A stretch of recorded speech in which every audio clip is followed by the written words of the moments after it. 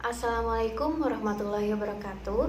Perkenalkan, nama saya Tamirianda Julianti dengan NIM 1904010019 dari kelas Farmasi A 2019 Universitas Perjuangan Tasikmalaya. Di sini saya akan memaparkan tentang perbedaan dari titrasi argentometri dan juga iodimetri. Tugas ini saya buat untuk memenuhi tugas UAS kimia kuantitatif. Namun di sini sebelum saya memasuki pembahasan tentang pemaparan perbedaan dari titrasi, argentometri dan juga iodimetri, di sini untuk pendahuluannya saya akan menyampaikan terlebih dahulu apa itu titrasi. Nah, titrasi sendiri merupakan salah satu cara analisis kimia dengan menggunakan metode kuantitatif untuk menentukan suatu kadar atau konsentrasi zat dalam sampel, di mana apabila telah mencapai titik akhirnya akan ditandai dengan terjadinya perubahan warna ataupun adanya endapan. Nah, perubahan warna yang terjadi ini pada umumnya berwarna menjadi merah muda ataupun pink. Namun hal ini ataupun pada hasil titrasi ini bergantung pada jenis ataupun metode titrasi yang digunakan. Seperti yang telah kita ketahui bahwa dalam titrasi terdapat beberapa komponen penting yang dapat menentukan keberhasilan suatu titrasi itu sendiri. Salah satunya ada analit, titran, dan juga indikator. Nah, analit sendiri merupakan suatu sampel atau zat yang akan kita tentukan kadar ataupun konsentrasinya. Sedangkan titran sendiri ataupun titer ini merupakan suatu larutan baku yang akan kita gunakan sebagai pentiter atau titrasi atau mentitrasi dari si analit ini. Lalu untuk indikator ini merupakan suatu acuan yang dapat kita gunakan untuk mempermudah dalam pengamatan titik akhir dari suatu titrasi tersebut. Nah, langsung saja kepada pembahasannya. Yang pertama, untuk perbedaan dari titrasi argentometri dan iodimetri.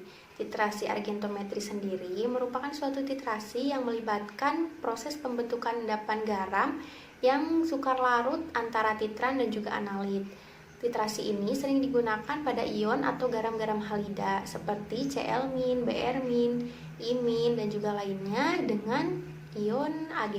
Di sini larutan baku yang sering digunakan yaitu AgNO3 atau larutan perak nitrat. Sedangkan untuk titrasi iodimetri sendiri merupakan suatu titrasi yang melibatkan iodium atau iodida atau I2 untuk menjadi titran pada beberapa sampel yang dapat digunakan untuk dilanjutkan pada reaksi oksidasi.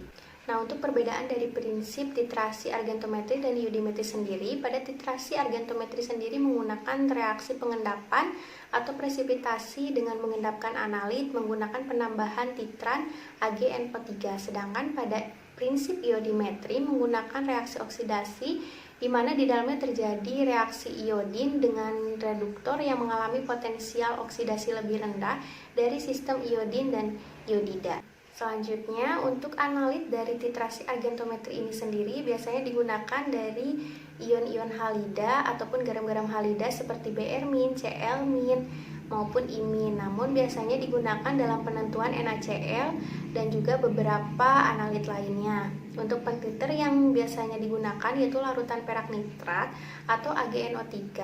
Sedangkan untuk indikatornya sering digunakan indikator K2CrO4 ataupun indikator absorpsi. Sedangkan pada titrasi iodimetri biasanya menggunakan beberapa analit seperti Sn2+, As3+, Zn2+, Pb2+, ion sulfit, glukosa, dan biasanya sering digunakan yaitu vitamin C atau asam askorbat. Nah, untuk pentiternya sendiri menggunakan larutan I2 atau iodium. Sedangkan untuk indikatornya sendiri umumnya menggunakan indikator dari kanji. Perlu kita ketahui bahwa iodium sendiri dapat dilakukan tanpa indikator karena iodium telah memiliki warna yang khas. Namun di sini penggunaan indikator dari kanji bertujuan untuk mempermudah pengamatan daripada hasil titik akhir titrasi tersebut yang ditandai dengan perubahan adanya warna biru. Perbedaan dari jenis atau metode titrasi pada argentometri sendiri terdiri atas beberapa metode, ada 3. Yang pertama ada MOR. Titrasi ini dilakukan secara langsung pada suasana netral, di mana indikator yang digunakan adalah kalium kromat. Sedangkan penandaan atau titik akhirnya nanti akan terbentuk endapan berwarna merah. Reaksi yang terjadi yang pertama ada Ag+ bertemu dengan Cl- akan membentuk AgCl dan pada awalnya itu akan terbentuk endapan berwarna putih. Sedangkan nanti reaksi yang kedua adalah Ag+ bertemu dengan Cr O4 2- ataupun indikator tadi kalium kromat akan membentuk Ag2CrO4, akan terbentuk berwarna coklat kemerahan. Untuk yang selanjutnya ada metode Volha dengan titrasi tidak langsung atau titrasi kembali pada suasana yang asam. Indikator yang biasanya digunakan adalah tawas jenuh atau Fe3. Di sini dilakukan dengan penambahan larutan standar garam KSCN atau NH4SCN. Titik akhirnya ditandai dengan terjadinya atau terbentuknya warna larutan menjadi merah. Di dalam sini terjadi suatu reaksi yang pertama seperti pada MOR, yaitu Ag+ akan bertemu dengan Cl- membentuk AgCl dan pertamanya akan terbentuk endapan berwarna putih.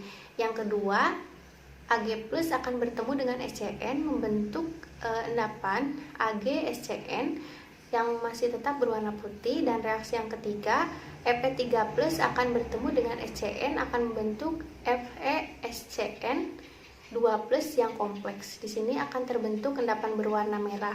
Fe3+ ini berasal dari indikator yang digunakan. Selanjutnya di sini ada metode Fayence, di mana metode ini hampir sama sebenarnya dengan metode MOR, yaitu sama-sama menggunakan titrasi secara langsung dan juga dilakukan pada suasana yang netral. Namun di sini terdapat perbedaan pada penggunaan indikatornya. Indikator pada metode Fayence ini menggunakan indikator absorpsi, yaitu fluorescein. Nah, di mana titik akhirnya ini ditandai dengan terjadinya perubahan warna menjadi warna merah.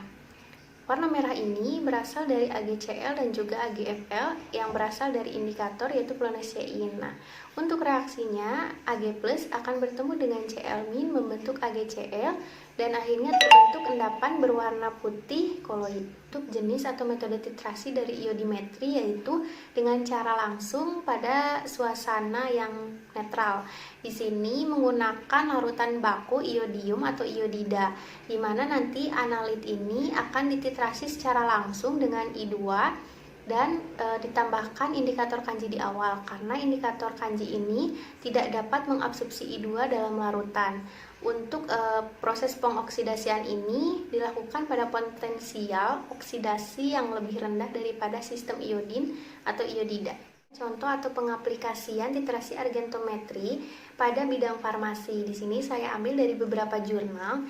Yang pertama ada penentuan kadar klorida dalam obat tetes hidung dengan metode argentometri. Lalu yang kedua ada validasi metode penentuan amonium klorida pada obat batuk hitam secara titrimetri. Lalu yang ketiga ada penentuan kadar teofilin dengan argentometri dan spektrofotometer UV vis. Selanjutnya untuk contoh atau pengaplikasian titrasi iodimetri dalam bidang farmasi.